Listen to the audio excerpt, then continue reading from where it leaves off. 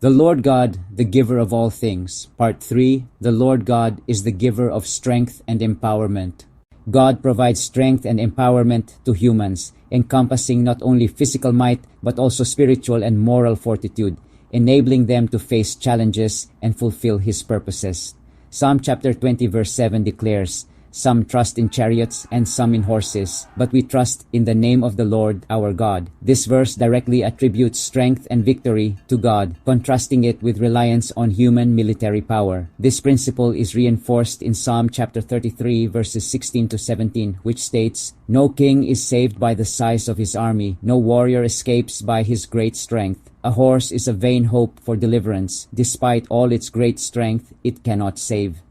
This implies that true strength and the ability to achieve victory originate from God, not from human might or resources. In the context of King Hezekiah facing the formidable Assyrian army, 2 Chronicles chapter 32 verses 7 to 8 records his encouragement to his people. "Be strong and courageous. Do not be afraid or discouraged. For there is a greater power with us than with him. With him is only the arm of flesh, but with us is the Lord our God, to help us and to fight our battles." This passage powerfully emphasizes God as the ultimate source of strength and courage in the face of overwhelming odds. The divine enablement for spiritual service is highlighted in 1 Peter chapter 4 verses 10 to 11, which connects divine strength to the ability to serve effectively. Whoever serves as one who serves by the strength that God supplies, in order that in everything God may be glorified through Yeshua, the Messiah. The consistent biblical message regarding strength reveals a countercultural principle of victory. While the world values physical and military might for success, the scriptures consistently point to God as the sole source of true strength and victory. Psalm chapter 20 verse 7 and Psalm chapter 33 verses 16 to 17 explicitly dismantle the notion that human military power such as chariots, horses, or large armies can secure triumph. Instead, they assert that God is the one who makes us strong and gives us victory. 2 Chronicles chapter 32 verses 7 to 8 further solidifies this by contrasting the arm of flesh representing human power with the Lord our God to help us and to fight our battles. This establishes a clear cause and effect. Reliance on God leads to divine strength and subsequent victory, whereas reliance on human means leads to futility. This highlights a fundamental biblical principle that challenges human pride and self-sufficiency. God's power is often manifested through human weakness or in defiance of conventional military logic, demonstrating His sovereignty and encouraging absolute reliance on Him. It redirects the focus from human capability to divine enablement, fostering humility and trust. The Lord God, the giver of victory in conflict. God's direct intervention to grant triumph in battles and challenges is a recurrent theme, emphasizing that ultimate victory belongs to Him and is often contingent upon human faith and reliance. 2 Chronicles chapter 13 verse 18 provides a clear example of this divine intervention. "Thus the Israelites were subdued at that time, and the men of Judah prevailed because they relied on the Lord, the God of their fathers." Further elaboration in the text emphasizes that God gave them the victory because they relied on the Lord God.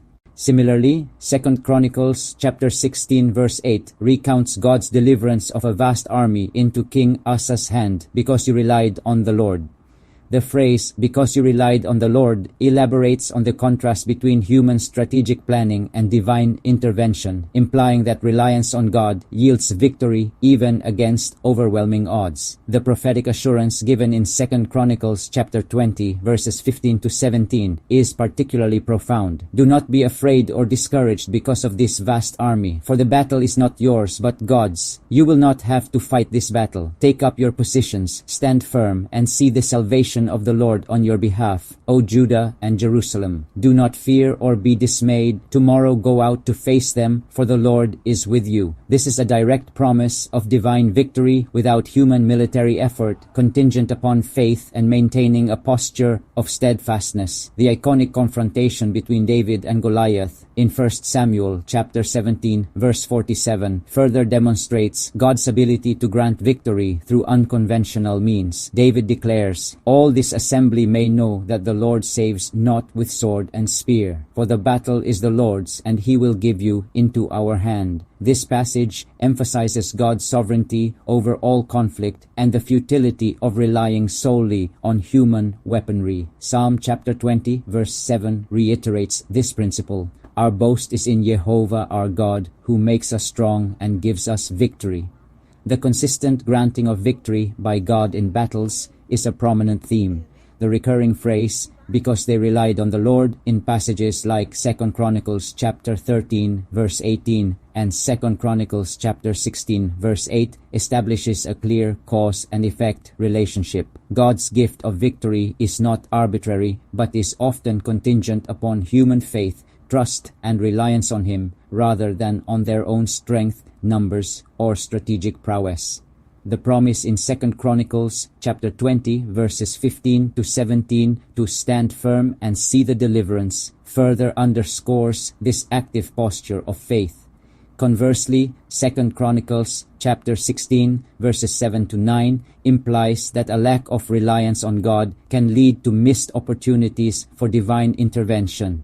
This establishes a critical theological principle. While God is sovereign and the ultimate giver of victory, human faith acts as the catalyst for His intervention and the reception of this specific gift. It highlights the relational aspect of God's giving, where human response is integral to experiencing the fullness of His provision. This has profound implications for understanding the role of prayer, obedience, and trust in the face of adversity in the believers' lives. Conclusion to Part 3. The Lord's mighty hand and outstretched arm is also evident in the perpetuation and security of His people through the gifts of strength and victory. In conflict, God's strength and victory are consistently granted, often in defiance of conventional human might, demonstrating His sovereignty and encouraging absolute trust, reliance, and absolute faithfulness to the Lord, the God of Israel, maker of heaven and earth.